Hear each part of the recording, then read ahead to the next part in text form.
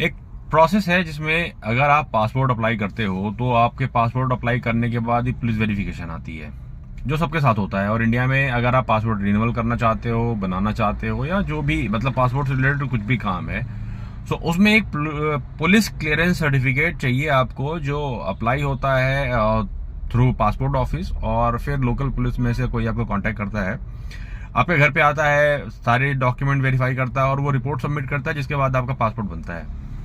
But सब कुछ तो ठीक है, आपका घर का एड्रेस ठीक है, आप अपने सारे डॉक्यूमेंट सबमिट करके आए हो, पासपोर्ट ऑफिस में आपने 4 बार सारे डॉक्यूमेंट वेरीफाई कराए हैं, और वो पासपोर्ट आपके वेरीफाई होने के बाद ही आपका प्रोसेस हुआ है।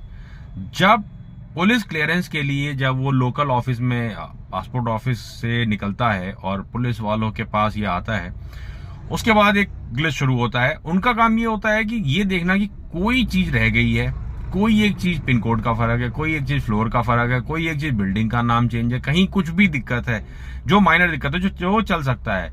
रीजन ये है कि आप डॉक्यूमेंटेशन की दिक्कत पे नहीं आए हो, आप सिर्फ इस बात के लिए आए हो कि आपको कुछ ना कुछ उसमें कमी मिल जाए। कमी मिल जाती है, पैसे चाहिए, पैसे आपको अपफ्रंट डिमांड हो जाती है। अगर आपका कोई क्रिटिकल अमाउंट है, तो मतलब क्रिटिकल केस है, तो आपसे पैसे मांगे जाते हैं। नॉमिनल कॉस्ट में अलग अलग रेट हो सकते हैं, अलग अलग चीजें हो सकती है, बट बिना पैसे दिए पासपोर्ट नहीं बनता।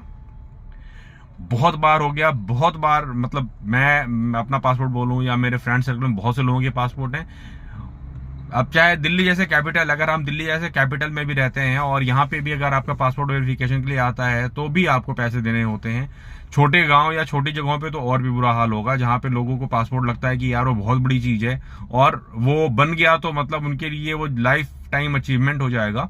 ऐसी सिचुएशन में शायद वो बहुत पैसा भी पे करते होंगे और वो बहुत परेशान भी होते होंगे। बट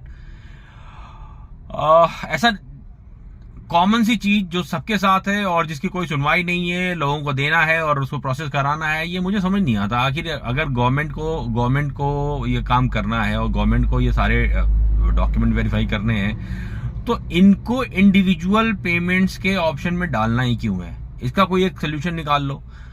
लोन लेना है, ओटीपी वेरीफाई करो।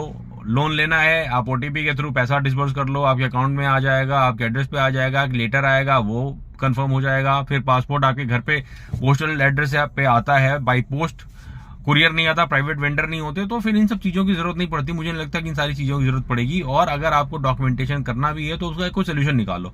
लाइक लीगल चीजें चेक करनी है तो थाने से रिपोर्ट मांग लो, लेकिन इंटरेक्शन करा के और पेमेंट्स का एक ऑप्शन खोलना मुझे लगता नहीं है कि सही है। इस चीज के बारे में सुनवाई होनी चाहिए और इसको